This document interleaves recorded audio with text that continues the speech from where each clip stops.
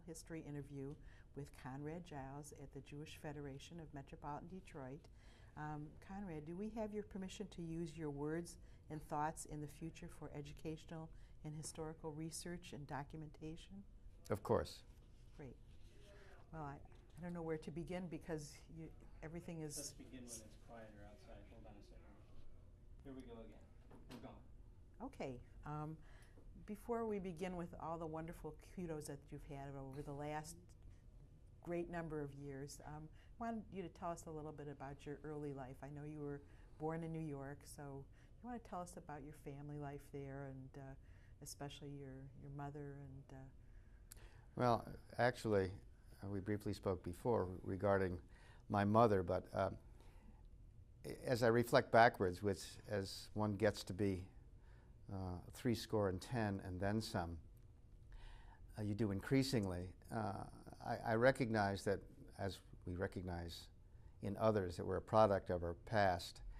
And I was brought up in a household that had a lot of the symbols of Jewish communal service presented to me at a very early age. And I didn't recognize any of that at the time, obviously. My earliest memories of anything Jewish took place around my father's activity as a very young 37-year-old president of a significant synagogue in Long Island in Rockville Center, where we moved when I was 4. That was the earliest contact. My father was born in this country of English parents, so there was never any Eastern European flavor brought to the household by my dad. My mother, on the other hand, who was never religious, nor was my father, came from a more secular background, but from Poland and from Romania, and her father's first cousin was Sholem Aleichem. So I had this great admixture of this British aristocratic, in quotes, Jewish background, where I'm traced back to Benjamin Disraeli, which is something you couldn't have found in those notes previously. No. And on the other side, a side that I was totally detached from. I remember going down to the Lower East Side to be with my great-grandparents growing up, and I couldn't stand being on Houston or Houston Street at the time. Couldn't stand the smells. The people weren't my people. I was already willing to assimilate into this world in which was all around me, and I could have made choices. I was bar mitzvah. My father was incredibly active in the conservative movement, one of the 4 founding members of the United Synagogue Youth Movement. So that was something that my parents, clearly upper middle class. My father was an attorney who made a nice living, not a great living. My mother was a teacher who got a master's degree and went through the various stages in the New York City system, eventually becoming a principal in her last years after serving as a teacher for 50 years in the New York City system. So I had this wonderful professional people surrounding me, and adding to this was this wonderful sense that there was a community beyond our own family.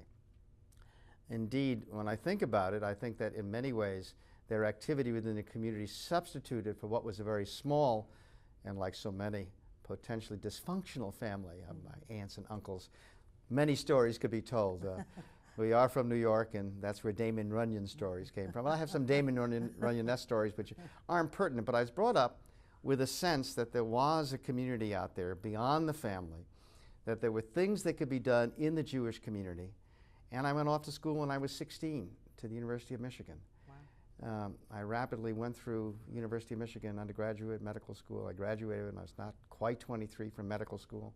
So I didn't have much of a childhood in terms of being a teenager. I went to the Bronx High School of Science, which was highly intensive and had no social structure. And I came on campus with one goal, and that was to go to medical school. All through those years, I had incredibly peripheral attachment to anything Jewish. It was as if I could only have one agenda, and my agenda was clear, and I got there very rapidly. As I look back, I think it would have been just as nice to take a slightly slower voyage. So you always knew that you wanted to be a doctor? It's about the age of 8. I Okay. never had any question about what I wanted to be. I had one cousin of my mother's who was a physician, but most of my contact with physicians were, interestingly enough, at a time before we had antibiotics that would be helpful. I had impetigo each summer. It's a strep infection, which I went to doctors a lot. So that was probably the family doctor experience that triggered that, because I was 7, 8 when that happened. But I never struggled with what I was going to do in life. It was always going to be a physician, and I was fortunate enough to be able to be given the appropriate genetic components from my attorney father and teacher mother to be able to achieve that. And from that viewpoint, I certainly have had a very satisfying life. But my background had enough material to at least plant the seeds for doing something more than what for many is enough of a contribution to society, being a physician. I saw that there were other things that one could be doing and still being successful within their own fields of primary employment endeavor. Well, in reviewing some of the material, I was fascinated just even by your name, Conrad Leslie, because it's not a typical Irving or Harold or... Well, it's easy. I was named for a Charles, and if you say Charles Giles, you get yourself into a terrible tongue-tied situation. Pardon me. So the closest thing that could come with a C was Conrad. As I've said so many times, it's a wonderful name for a physician, but if I decided to become a longshoreman, I don't think it would have made it. So it's a great professional name. Well, I know that you graduated from U of M and medical school, and then you went away for a while and came back to Detroit. You want to talk a little bit about... after my residency, I was in Ann Arbor. I often say I'm a slow learner. It took me 11 years to get the skills of my trade as an ophthalmologist.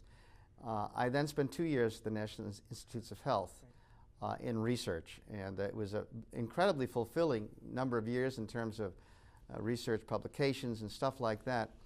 It also exposed me, because I had chances to go to a couple of universities and do some lecturing when I was just out of my residency, basically, because I had a special area of interest. And it convinced me that I did not want to come to a university and be resident full-time in an institution.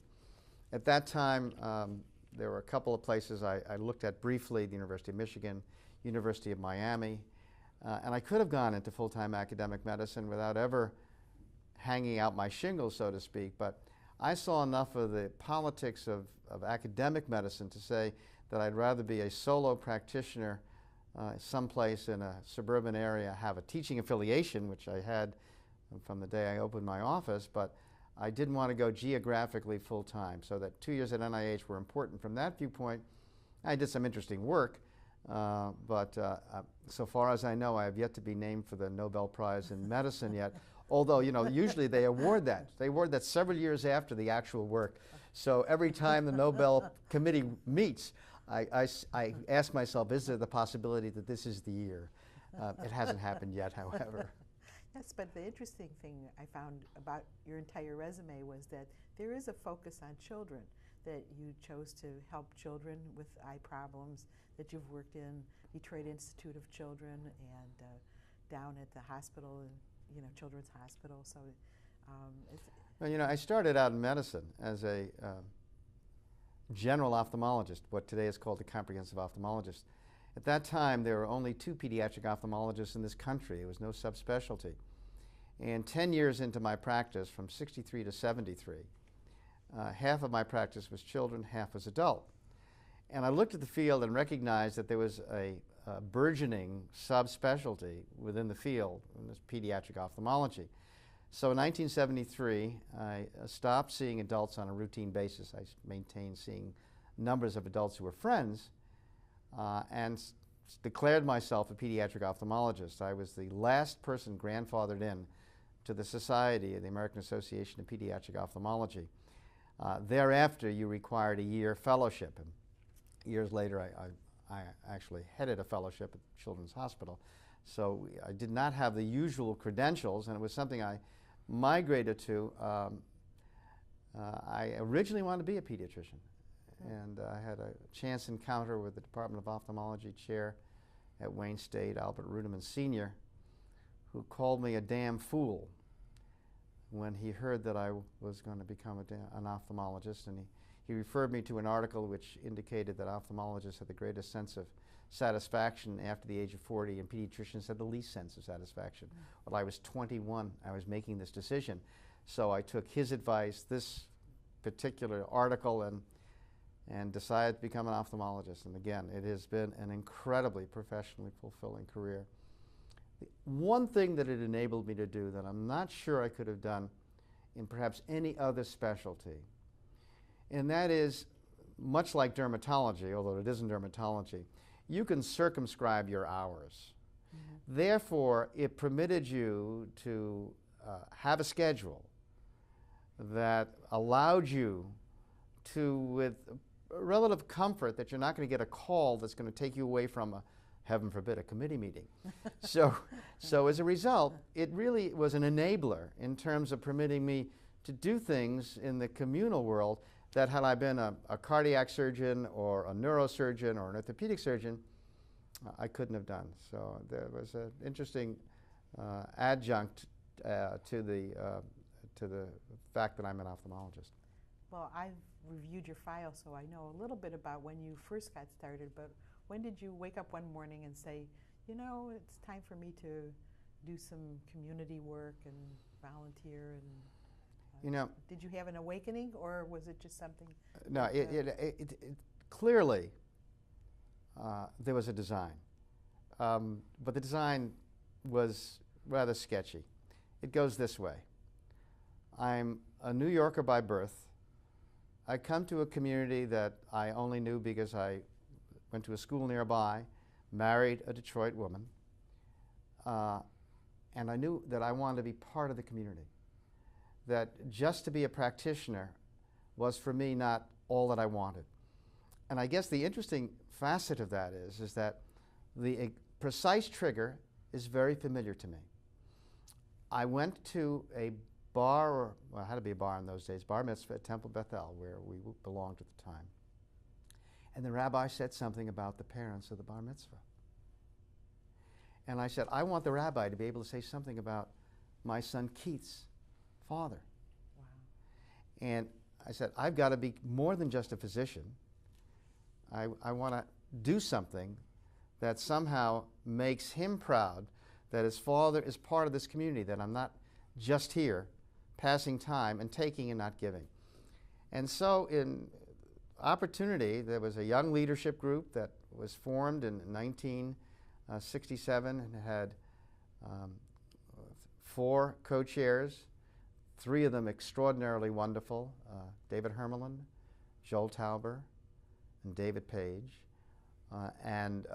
It was a start of activity that obviously I didn't know where it was going to go.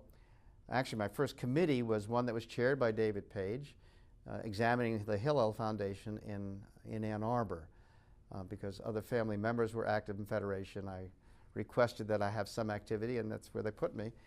And that was a wonderful experience because I had a chance to get to know and admire and later love Bill Haber of ORT fame, Social Security note, and of course Dean of Students and Professor of Economics at the University of Michigan, all of which he did in a way that would do all of us as a single career would be incredibly significant. He had all of these things, and he did them so well that the nicest thing we can say about him in addition to all of that is that he was a Jew. And that's always been a very important sense that I had, that was my first wonderful exposure to the Federation process. That's interesting because it's not anywhere in your folder, so I'm glad you're talking about it because we do have considerable information about you, but not that in particular. And you're, going back to Ann Arbor again and helping with U of M Hillel is really quite an important thing in your career.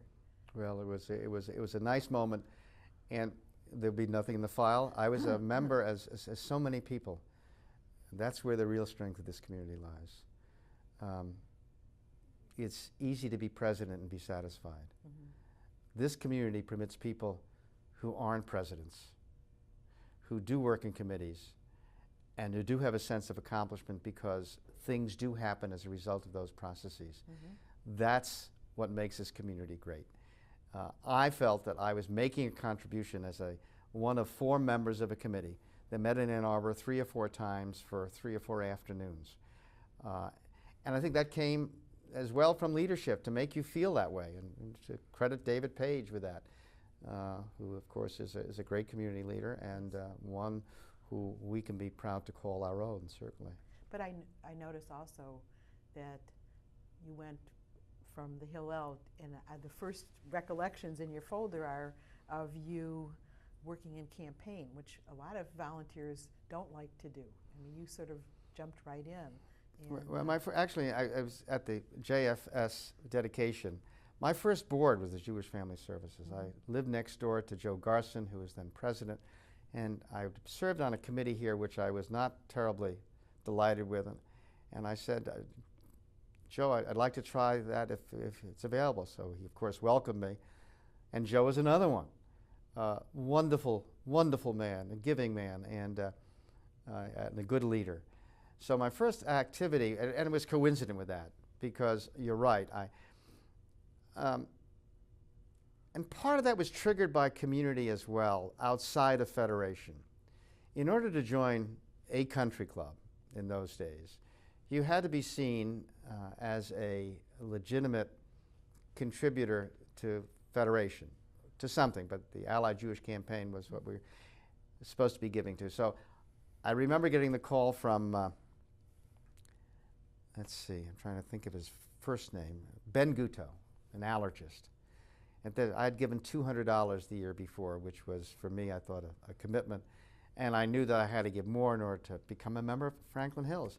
So he said, well, we'd like to have you give exactly the same as you gave next year unless you can add something to it. So I said, Ben, I'm going from $200 to $800. There was silence at the other end of the phone. Nobody had ever quadrupled a gift without being asked. Well, you know, obviously it was triggered not because of any sense of commitment. It was triggered because I wanted to play golf, because I wanted to be part of a different society. And thereafter, the exposure that was permitted because of the young leadership group that I talked about, my golfing foursome. My golfing foursome was Joel Tauber, Larry Sherman, and Jimmy August, beginning in 1967. We never got past the second hole without talking about community. To this day, where my golfing companion most frequently is Larry Jack Guerin, we cannot play around the golf without getting distracted, in the best sense of the word, with things about community, whether it's our community or Israel. So that, you know, it's almost simple to even suggest that a country club atmosphere somehow influences you to the point where you become more deeply involved in something Jewish. We don't have Hanukkahs on every tee. Our club, by its nature, was known as the German Jewish Reform Club, but it did present a lot of leadership to the Federation. But Jewishness and country clubs were not something that were intertwined. But there were people within those clubs for whom the same set of standards and ideals meshed very well with things that build the Jewish community. So from that viewpoint, that's that action. But you took, it's not only that you became involved in the community. When I looked at your work throughout the ages here, there's work with non-institutionalized elderly, there's work on a demographic study. I mean, there's really groundbreaking kinds of things, and obviously the most important one, perhaps to you, maybe not, is the one where the UJA and the Council of Jewish Federations meld together. So if you had to think about one thing personally that you've initiated, because the initiations are vast. Really. Well, let me tell you something I think that's important. And anybody who doesn't recognize this has not given it as much thought as they might, because they all have the intelligence, I believe, to articulate this, and perhaps some have, hopefully some have. There is so much groundwork in everything that every president of this federation, we'll take that as the title from which we can leap and talk about this philosophy, that has come before you, that you are basically, when we talk about it colloquially, you're standing on the shoulders of giants. It's true institutionally. The leadership that came before me, the leadership that came after me, all should be very slow to take credit for any single action that took place in their 3 years, or extended to the point of their executive committee involvement, or move it backwards to when they were vice presidents for 5 to 6 years.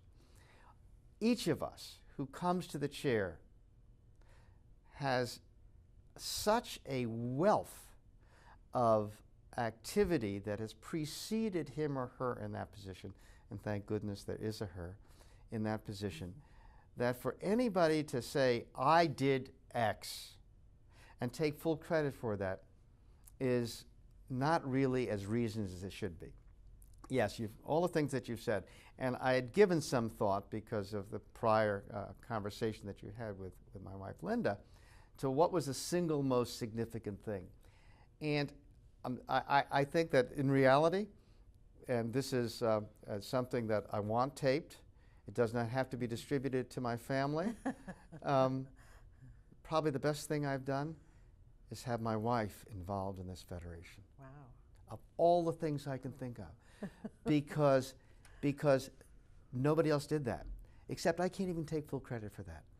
Because once you are exposed, and incidentally, the first committee appointment that she received was not by me, but by my dear friend and predecessor president, Joel Tauber.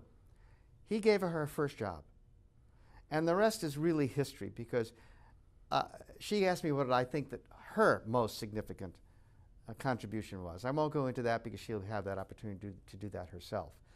But I really believe that because I can take much of the credit, but the institution takes the rest of it. Because you can have a first job, and many jobs, you may do well, but you don't like where you're doing it. Or you may do badly and not get another one. In this institution, if you do a good job, you're rewarded, one, because you've done a good job, and people will tell you that, and two, because there are other jobs. We have an enormous depth of commitment and committed leadership, but there are a few people who have skills that go well beyond others. If you want to set family aside for a moment, probably and I'm not sure it was such a great accomplishment, but the merger of the Council of Jewish Federations and the United Jewish Appeal at the national level, probably the accomplishment there was that I survived the process, which was extremely difficult and unfortunately difficult. It didn't have to be that difficult. Right. There are whole numbers of factors that came into place. And as we sit here in 2005 and look at that institution, we look at it with two faces. One, there's a face of some disappointment that it hasn't achieved all that we'd expected it to. And two, which is the face I want to put on it, the fact that there has been enormous progress since its inception, and keeping in mind that the merger of the two organizations in New York, when they had the same kind of a council, UJA, set up in that institution, took 11 years in their view before they finally functioned in a fashion that made them proud. I believe we will make that decade, and that we will function. Excuse me. Okay, yes. You want to take a sip of water, Ernie? Yeah, I can do that too. Sure. We're on. Yeah, I believe that we will achieve that which we set out to achieve, an efficient organization which combined both the council and the UJA at the national level. But it was a very contentious time, and you were at the helm, so it must have been hard, and yet it was a contentious time. I could only reflect upon how much easier it would have been, because in the normal sequence of events, if my dear friend David Hermelin had not been ambassador to Norway at the time, the timing would have been that he would have been the president of UJA at that time. And the partners who would have been putting the merger together, heading the organizations, would have been David and myself. It would have been a vastly different experience. I'm not sure that the two systems would have come together any more easily, though I think they would have. But you know, there are many reasons we mourn the loss of leadership, and David in particular. Yes. That was one additional one. You don't need another one, but that was one on a personal sense that I had. But again, it's even putting those organizations together. These were two, organizations that had existed. One, the UJA, since the 40s, and CJF had been in existence for close to 75 years. Well, you know, when I think about you and your leadership, I think of what they call the Giles Report, which really changed the face of Jewish education in this community. And now your demographic study also, you were involved in 1990, and here Linda, your wife, is chairing it in 2005. So it's very interesting. Well, any comments about either of those? Well, two things. Number one, the Jewish education report, and I was always disturbed, though my mother would have been proud to have it called the Jewish education report, because again, it wasn't my report. That I headed a committee that finally produced the report was fine. I mean, I won't say that there wasn't leadership involved, but the leadership comes from so many different areas. The professional, Harleen Appelman, was incredibly important, and that would never have happened without Harleen. The contribution of every member of that committee somehow is unfortunately denigrated when you put somebody's name on the report. However, the report indeed did change the face of education here, but the face is ever changing.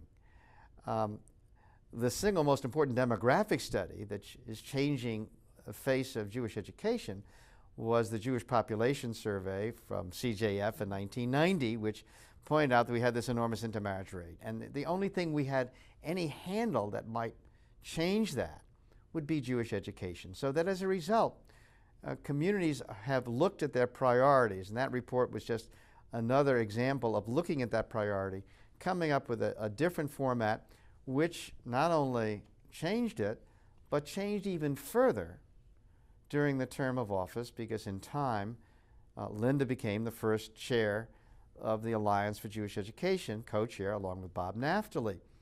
So that was an evolution. Incidentally, she served on the first education committee that Joel Tauber had chaired during my presidency.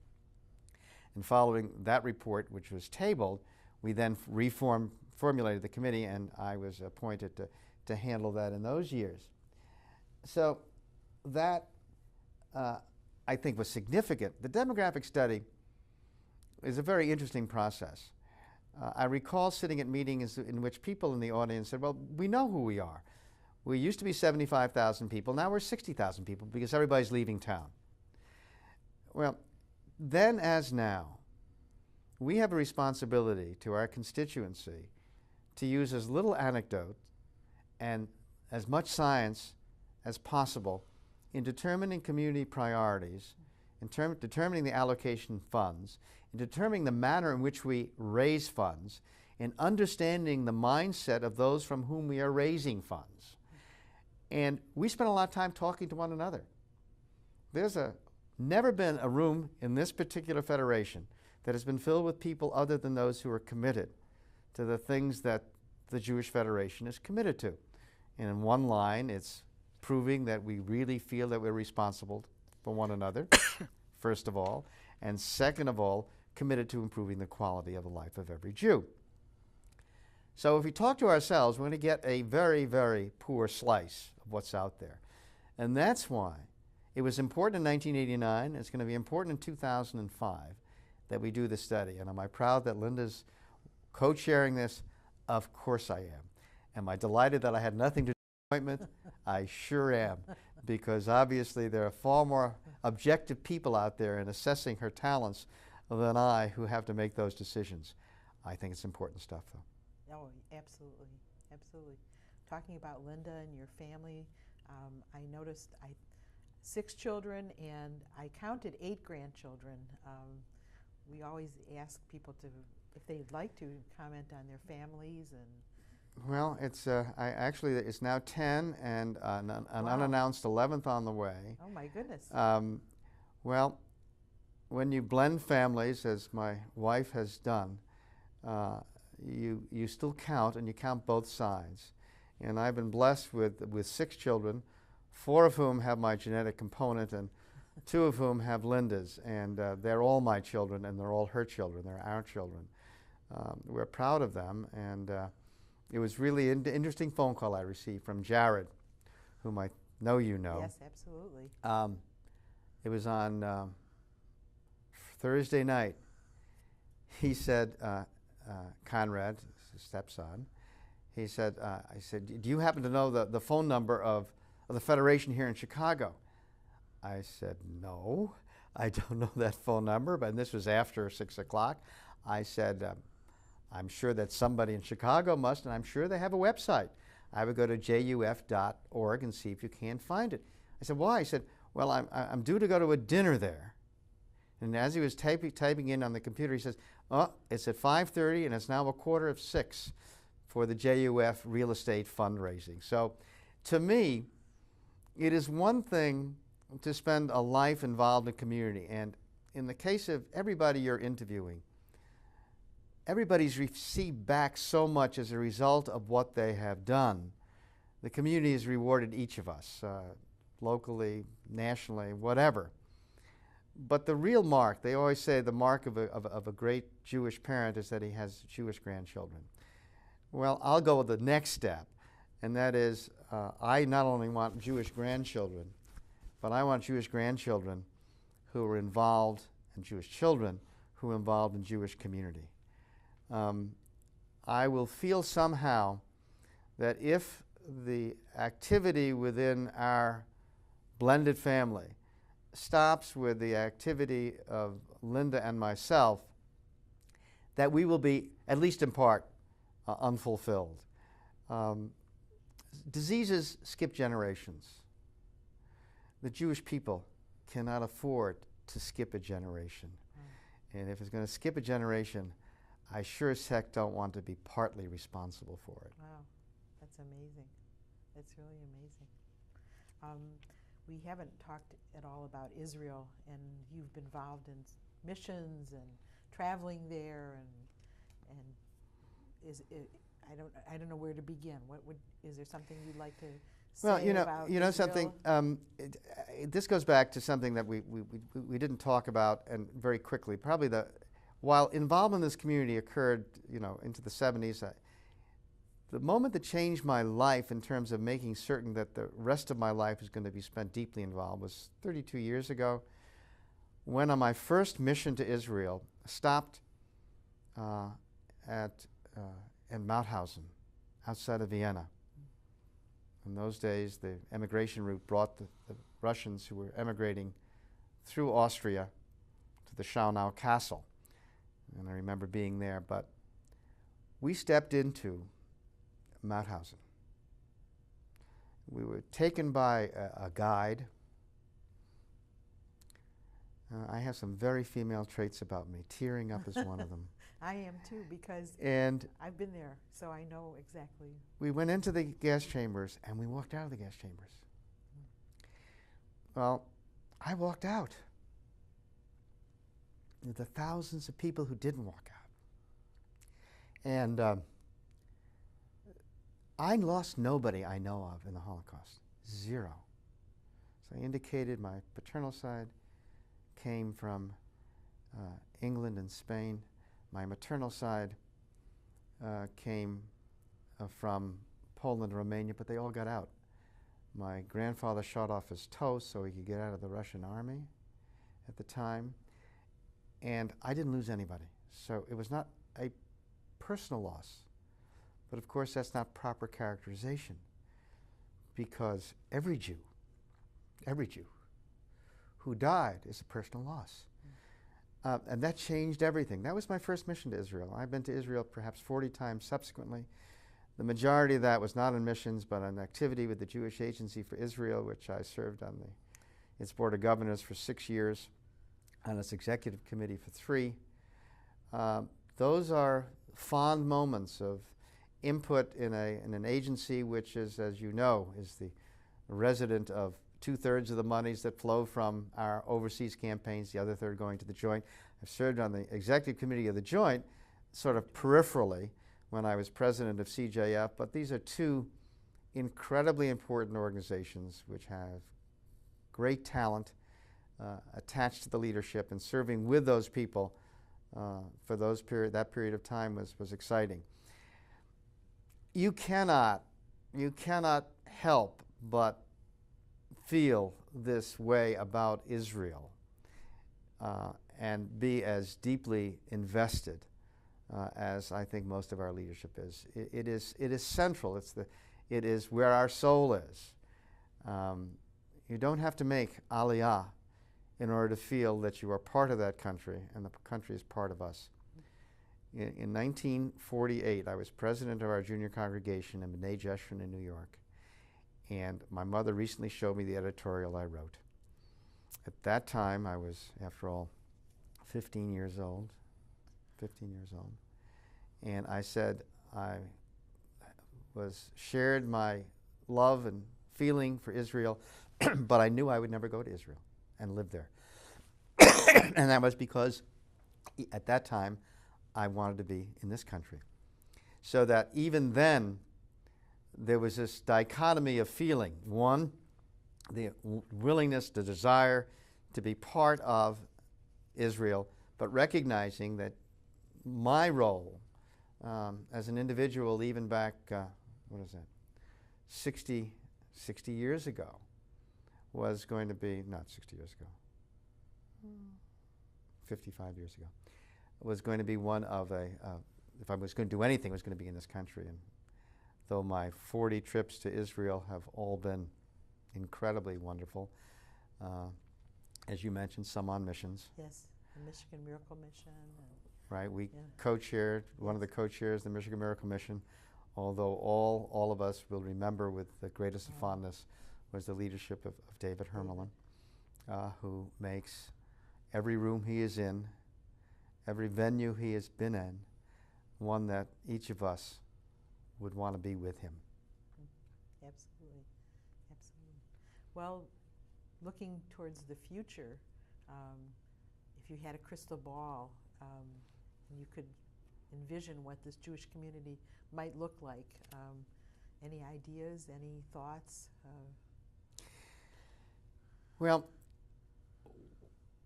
one, when looking at the Jewish community, has got to have some perspective with respect to the overall community.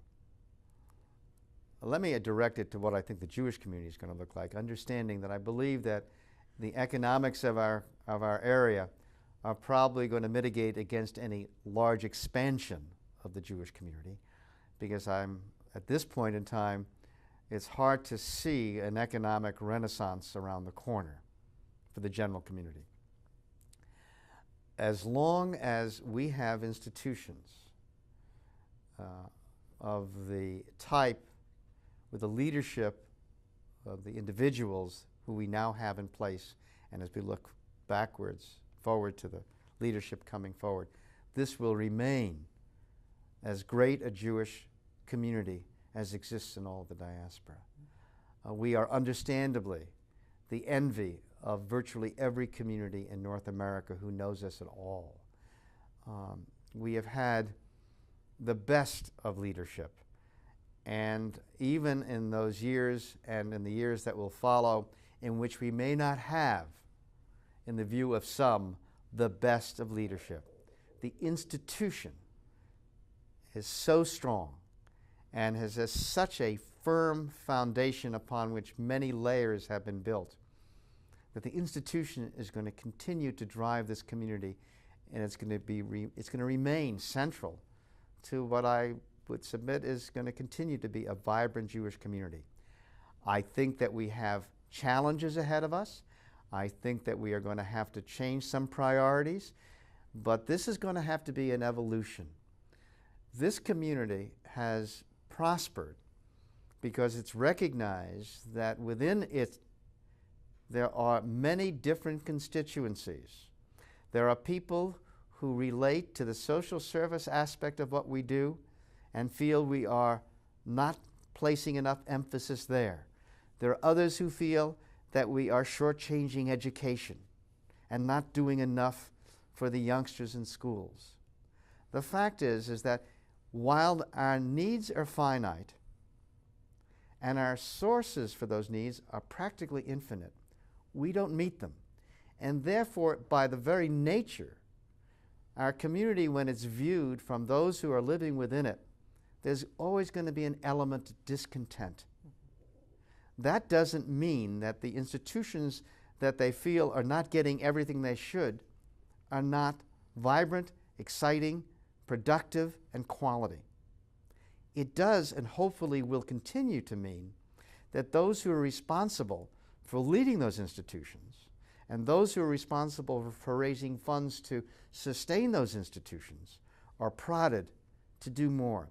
Because what I said at the beginning of this little diatribe about the institutions is that the minute we say the needs are so enormous that they're infinite, we let ourselves off the hook. They're not infinite, they're finite. We know how much we can use in every single institution, and we know that we're not meeting them, and we know the resources are there. It's the job of leadership to husband those resources, the job of leadership to make sure that we use them efficiently. Never be content with what we have and recognize that while we have this enormous ability to have this great community, it can still be greater, and even more than that. By generating increased funding, we can do more for the less fortunate communities and the less fortunate people who are outside of the boundaries of North America, who also require our continuing care and support. Wow. That's breathtaking. It fails to take my breath away, but if it takes your breath away, then thank you. Before we, come to a conclusion, I would like to, you talked before the interview, before we started taping, about your mother. Is there something you'd like to say about her? I mentioned my father, and really at that point just mentioned she was a teacher, didn't I? Well, she's 95 years old and will be up here from Hollywood, Florida, to celebrate my birthday on Bastille Day, which she does every year. Now, when you say that about a 95-year-old woman, you've said a lot, because it means she's clearly mobile. She's traveling by herself. She lives by herself.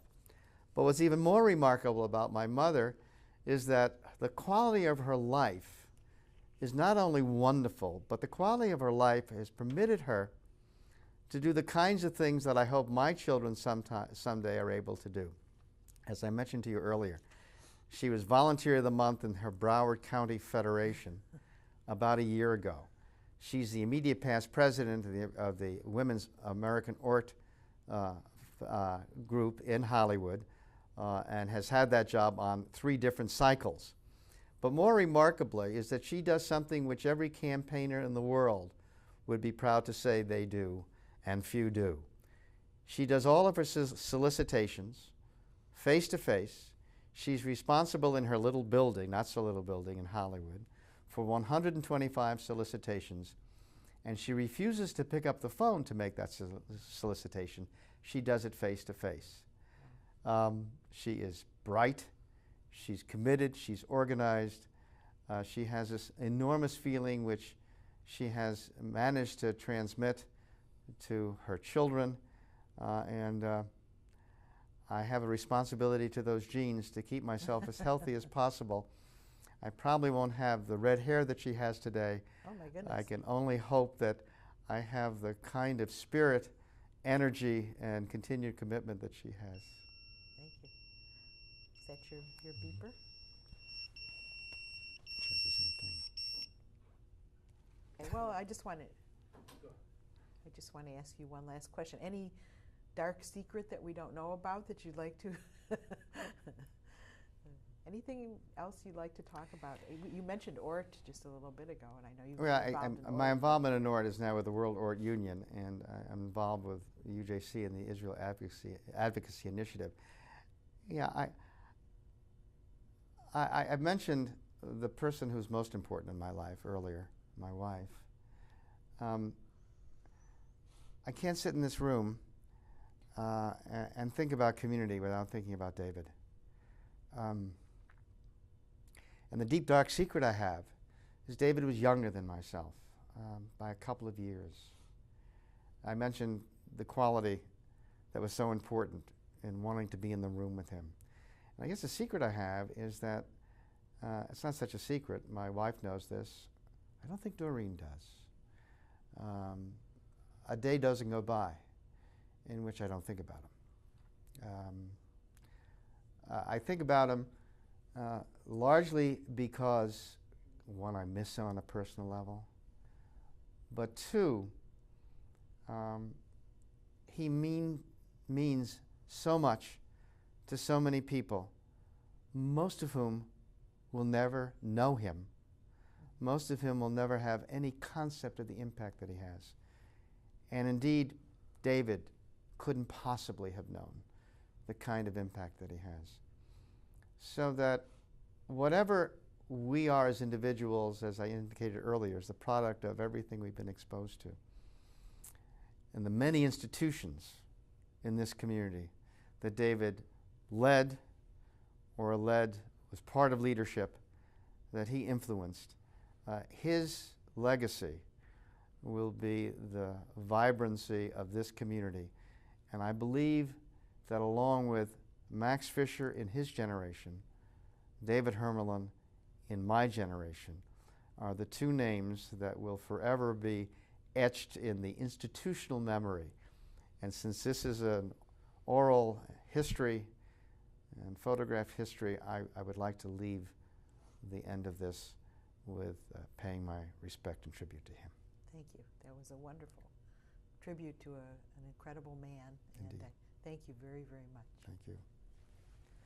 Oh my goodness.